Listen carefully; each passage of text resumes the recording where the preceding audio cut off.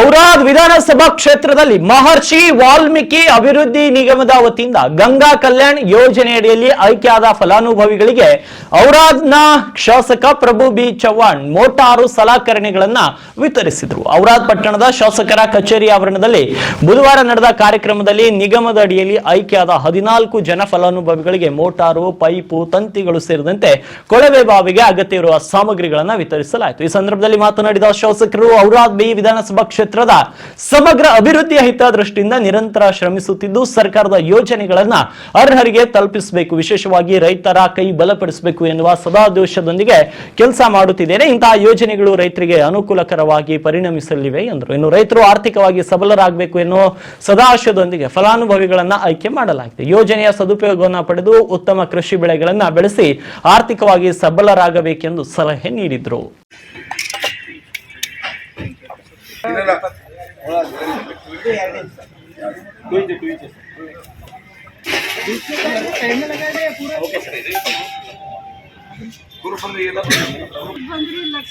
Bus stand ಬಾಜು ಪ್ರಭು ಚವ್ಹಾಣ್ ಸಾಹೇಬ್ರ office ಅಂತ ಕೇಳ್ರಿ.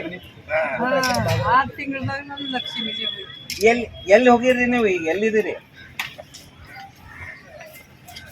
ಬರ್ರಿ.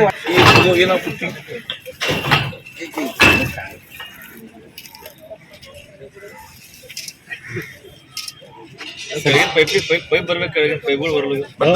ಅದು ಆಮೇಲೆ ತೆಕ್ಕೊತೀವ್ರಿ ವಿಡಿಯೋ ಮಾಡಿ. ಸರ್ ಅವರು ಸ್ವಂತ ಇದು ಮಾಡ್ಕೋಬೇಕು ಸರ್. ಅವ್ರ ಎಸ್ಟಿಮೇಟ್ ಅಮೌಂಟ್ ಅಲ್ಲಿ ಎಷ್ಟಿದೆ ಅಷ್ಟು ಪೂರಾ ಹಾಕೊಳಗ ಥೋಡಾ ಮಾಡ್ರಿ.